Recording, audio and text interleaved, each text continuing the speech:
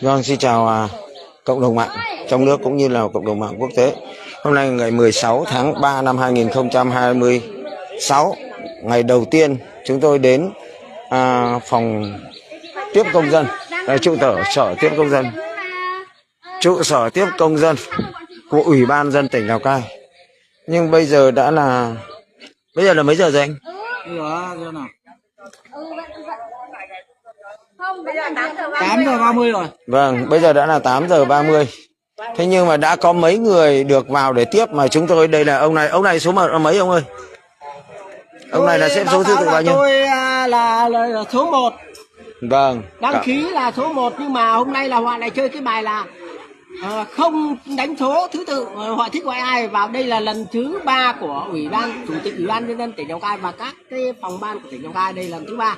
Tôi nói hoàn toàn sự thật đây, đấy này. Đấy là báo cáo với ông là không có số. Từ cái ngày chúng tôi làm đơn tố cáo ông Trần Huy Tuấn là bây giờ giấy không đánh số. Đây mình xem này, và cái này chúng tôi photo đây. Hoàn toàn không có số. Vâng.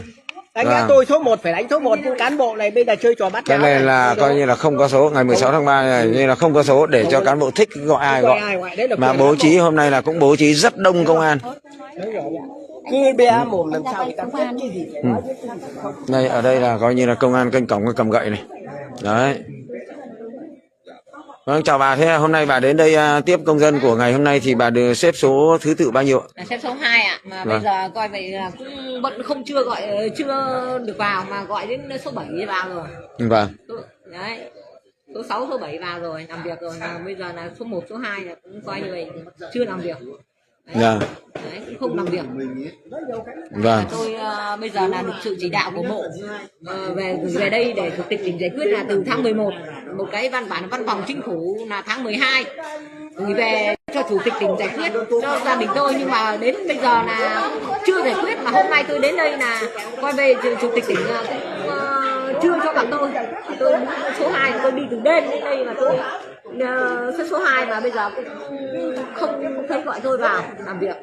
Không hiểu là cán bộ chủ tịch tỉnh này làm việc như thế nào còn không biết, không rõ. Vâng, cảm ơn bà. Thế cái giấy đăng ký của bà có được ghi số không? Không có số. Cũng không có số. Không có số. Vâng. Đây là có giấy tờ ở văn phòng chính phủ rồi, là công an chính phủ đây rồi. Đi về đây. Em đây. Vâng, em đang đi công việc. Mai em mới về. Vâng. Anh lên chưa? Đây là tôi. Vâng rồi, ok, mai em về. Nhé, em đang bận tí. Đây, số 2 đây.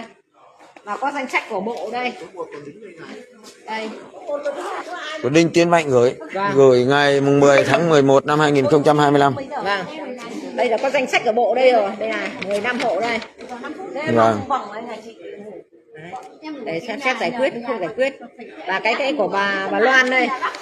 Đây là Phan Thị Loan, đại tá. Phan Thị Loan, đại tá công an. Đại tá công an đây.